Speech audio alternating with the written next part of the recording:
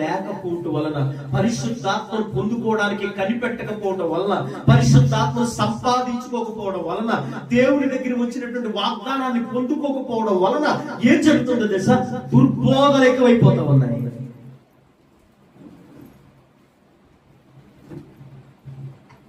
అపోల్లో అనండి, చెప్పాలి. అపోల్లో అనేటటువంటి ఒక వ్యక్తి ఉన్నాడు పరిశుద్ధ గ్రంథంలో. మీరు తర్వాత చదువుకోండి.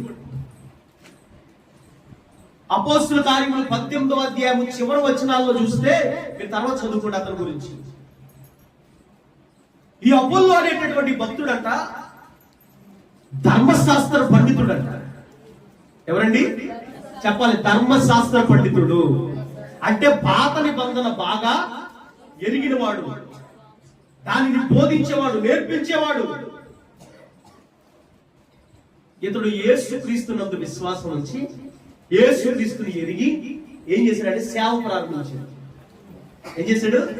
సేవ ప్రారంభించి బాప్తీసాలు ఇచ్చేయడం మొదలు పెట్టాడు. కొంతమందికి బాప్తీసాలు ఇచ్చేసాడు. ఈలోపు పౌలు గారు వెళ్ళారు అక్కడికి. అది 19వ అధ్యాయంలో ఉంటుంది.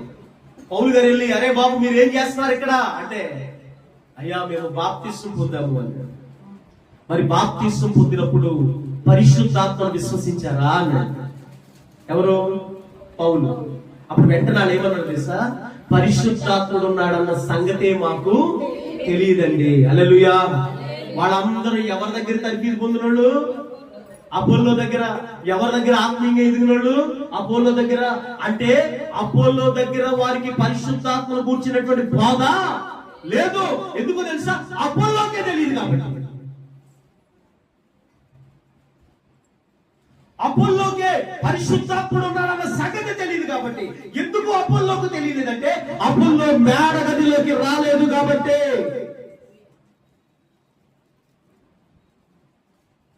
అపోల్లో మేడ గదిలో కూర్చుంటే పరిశుద్ధాత్మ అనేది ఉంది. పరిశుద్ధాత్మ విభాగింపబడిన నాలుగులుగా వారి వారి తల మీద వాలినప్పుడు వారి నోటికి వాక్శక్తి అనుగ్రహించబడింది. వారు అన్య భాషలతో దేవుని స్తుతించారు, అన్య భాషలతో మర్మాలు పలికారు. దాని ద్వారా, ఆ మర్మముల ద్వారా, ఆ స్తుతి ద్వారా, అక్కడ జరిగిన పరిశుద్ధాత్మ ఒక బోధ ద్వారా, ఒక ఉపదేశం ద్వారా 3000 మంది బాప్తిసం పొందారన్న సంగతి అపోల్లోకి తెలియదు. ఎందుకు తెలియదంటే అపోల్లో మానుకొనుచున్న వారి జాబితాలో ఉన్నాడు కాబట్టి. కొందరు మానుకొనుచున్న వారి జాబితాలో అపోల్లో ఉన్నాడు కాబట్టి అపోల్లో పరిపూర్ణమైనటువంటి పరిశుద్ధాత్మ అనుభవాన్ని కలిగి లేడు. అసలు పరిశుద్ధాత్ముడు ఉన్నాడన్న సంగతే తెలియదంట అపోల్లోకి. ఈనాడు పరిశుద్ధాత్ముడు ఉన్నాడన్న సంగతే తెలియనటువంటి దైవజనులు చాలా మంది ఉన్నారు. ఉన్నారా లేదా? ఒకవేళ పరిశుద్ధాత్మ ఉన్నది, పరిశుద్ధాత్ముడు ఉన్నాడు, పరిశుద్ధాత్మ పొందుకోవాలి, పరిశుద్ధాత్మను కనిపెట్టి సంపాదించుకోవాలి, దేవుని దగ్గర నుంచి ఆ వాగ్దానాన్ని సంపాదించుకోవాలి అనే ఆలోచన వారికి తెలిసినప్పటికీ కూడా వారు ప్రయత్నం చేయరు. ఎందుకో తెలుసా? వారికి వారి సొంతంగా సెల్ఫ్ డిక్లేర్ చేసుకుని నేను పాస్టర్ని అని అనేసుకుని చక్కగా బైబిల్ సంఖ్యలో పెట్టుకుని వచ్చేడు. దానికి ఒక పిలుపు, ఓ సమర్పణ, ఓ ప్రతిష్ట, ఓ క్రమము, ఓ ఉపదేశము, ఓ నాయకత్వము, ఓ తర్ఫీదు ఏమీ లేదు. చక్కగా బయలుదేరి వచ్చేది. అలాగూ వచ్చినటువంటి వాడి అపోల్లో. హల్లెలూయా. అమ్మా మనం మంచి దినాల్లోకి వెళ్తా ఉన్నాం. వెళ్తున్నామా? వెళ్ళామా?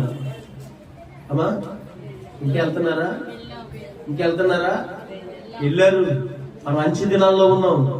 ఏ దినాన్ని ఏం సంభవిస్తుందో తెలియదు. భయంకరమైన వారు తోడేళ్లు, గొర్రె పిల్ల ముసుగేసుకుని మీ ఇళ్లకు వస్తారు. దుర్బోధన చేత మిమ్మల్ని మోసం చేస్తారు. ఆ బోధలు ఎలా ఉంటాయో తెలుసా? ఏర్పరచబడిన వారు సైతం పడిపోతారంట. అంటే ఇప్పుడు ఉదాహరణకి డేవిడ్ హైన్స్ పరలోకానికి గ్రాంటెడ్ అని దేవుడు నన్ను సిద్ధపరిచేసాడు అనుకోండి పరలోకానికి. అలాంటి స్థితిలో ఉన్నవాడు కూడా పడిపోతాడంట ఆడ బోధలకి. ఎందుకో తెలుసా? నీకు పరిశుద్ధాత్మ అభిషేకం లేకపోవడం వల్ల నువ్వు మోసపరచబడతావు. అందుకనే ఒకవేళ ఆదిలో అపోస్తలుల మీద కుమ్మరించిన పరిశుద్ధాత్మల కొరకు ఇంతవరకు నిర్లక్ష్యం చేస్తే చేసి ఉండొచ్చు, కానీ ఇంకొక వాగ్దానం కూడా ఇచ్చాడు దేవుడు. ఆ వాగ్దానం ఏంటో తెలుసా? అంచె దినాలలో నేను మనుషులందరి మీద నా ఆత్మను కుమ్మరిస్తానని వాగ్దానం చేశాడు. కనీసం ఈ వాగ్దానాన్ని ఎత్తిపెట్టైనా ప్రభువా నా మీద ఆత్మను కుమ్మరించని ప్రార్థన చేయి.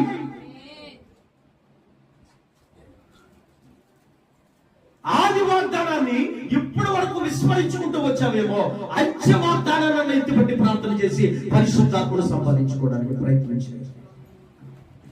మీ తోటి వారితో మనసులు కలుపుకోండి, ఐక్యత పడండి, సమాధాన పడండి.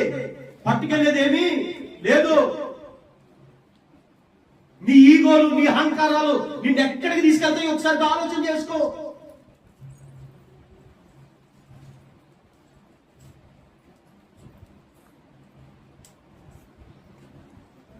నువ్వు ఇచ్చే దశమ భాగం కానీ, నువ్వు ఇచ్చే కానుక కానీ, నువ్వు చేసే పాస్టర్ గారికి చేసే సేవలు కానీ, మందిరంలో చేసే సేవలు కానీ, నువ్వు చేసే వంటలు కానీ, నువ్వు చేసే పరిచయం కానీ ఏమీ నేను పరలోకానికి తీసుకెళ్ళావు.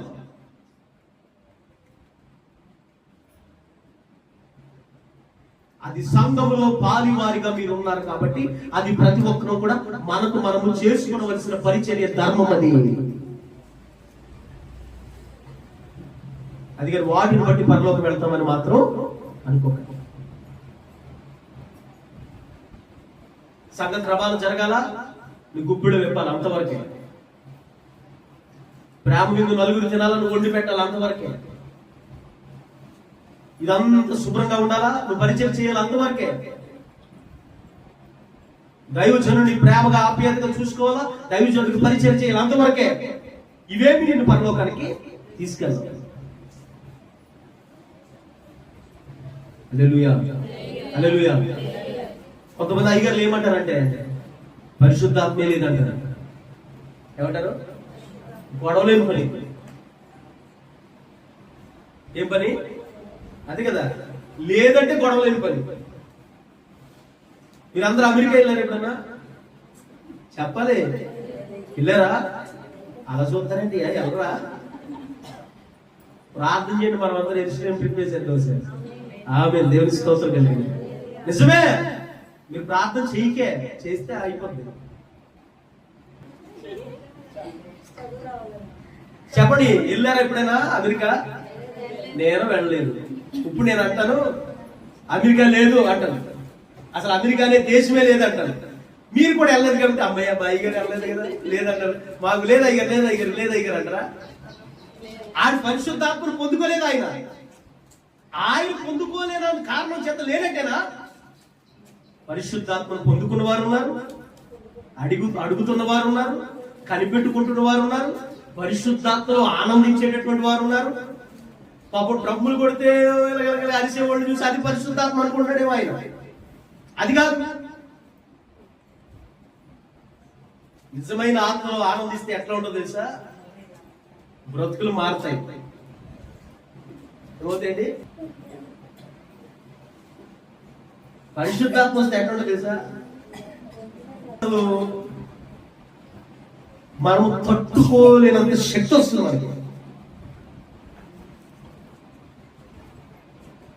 మధ్యలో ఏం జరుగుతుందో మనకి ఇంకా తెలియదు. ప్రవక్తల ఆత్మలు ప్రవక్తల స్వాధీనంలో ఉంటది. అది ఎప్పుడు? దాంట్లో బాగా పరిశుద్ధాత్మలో నలిగి నలిగి నలిగి నలిగి అన్య భాషలతో మాట్లాడి నిత్యము దేవునితో ఆత్మతో ప్రార్థన చేసి నిత్యము దేవునితో ఆత్మలో ఆనందిస్తూ క్రమంగా వెళుతున్న క్రమంలో ఏమవుతుందంటే వారి మీదకి వచ్చినటువంటి పరిశుద్ధాత్మను వారంతట వారు స్వాధీనపరుచుకునే శక్తి వస్తుంది. అప్పుడు ఏం జరిగిందంటే భాష మాట్లాడాలన్నప్పుడు మాట్లాడవచ్చు, ఆగిపోవాలన్నప్పుడు ఆగిపోవచ్చు. అది మన కంట్రోల్లోకి వస్తుంది. అది కొన్ని సంవత్సరాలుగా ఎక్స్పీరియన్స్ అవుతుంది. అర్థమవుతుందని చెప్పిన మట్లు కొన్ని బయట జరుగుతున్నటువంటి వ్యవహారాలను చూసి దాని పరిశుద్ధాత్మని మాత్రం మీరు భ్రమపడవద్దు. పరిశుద్ధాత్మ లేదు అనే వారితో కూడా మీరు ఏకీభవించొద్దు. దేవునికి స్తోత్రం కలిగిన గాక. హల్లెలూయా. పరిశుద్ధాత్మ గురించి మరిన్ని లోతైన విషయాలు నేను మీతో మాట్లాడతాను ముందు. ప్రస్తుతానికైతే 380 మంది మారుకున్నవారు, 120 మంది కూడుకున్నవారు. 120 మందికి పరిశుద్ధాత్మ అనుగ్రహించబడింది. అంటే తక్కువ శాతంలోనే ఈ రోజు ప్రపంచమంతా కూడా పరిశుద్ధాత్మ బోధ, పరిశుద్ధాత్మ పరిచర్య జరుగుతూ ఉంది. ఇంకా అన్యముగా ఇతరత్రగా జరిగేటటువంటి పరిచర్య ఎక్కువ. అదంతటికి అప్పుల్లో మనకి ఇక్కడ మాదిరికరంగా కనిపిస్తూ ఉంటాయి. ఎంతమందికి పరిశుద్ధాత్మను పొందుకోవాలని ఆశ ఉంది? కనీసం ఆశపడండి. ఆశగల ప్రాణాలను తృప్తిపరుస్తాడు దేవుడు. రండి, చక్కగా దేవుని సన్నిధిలో వేడుకొనండి. ఇప్పుడు ఒకటమ్మా, వారు ఏక మనసుతో ఉన్నారంటే, ఇప్పుడు నేను ఎక్కడుండి మీరు ఎక్కువ చోట ఉన్నారు, ఇది ఏక మనసా? ఎక్కడ ఉండాలి? ఒకడు అందరూ చోట ఉండాలి. సంఘం ఎక్కడ ఉన్నప్పుడు నువ్వు ఇంటి దగ్గర ఉంటే అది ఏక మనసా? నువ్వు సంఘంతో కూడా ఉండాలి, సంఘంతో కలవాలి. అప్పుడు నేను పురికొల్పుతారు. ఇంకోటి కూడా చెప్తున్నా, ఒకరి మీద ఒకరి నుంచి ఒకరికి స్ప్రెడ్ అవుతుంది పరిశుద్ధాత్మ. తెలుసా? ఒకరి మీద నుంచి ఒకరి మీదకి పరిశుద్ధాత్మ కుమరించబడతాడు.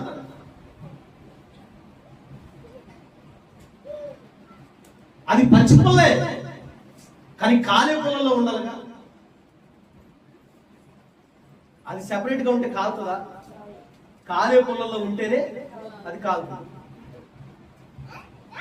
పరిశుద్ధాత్మ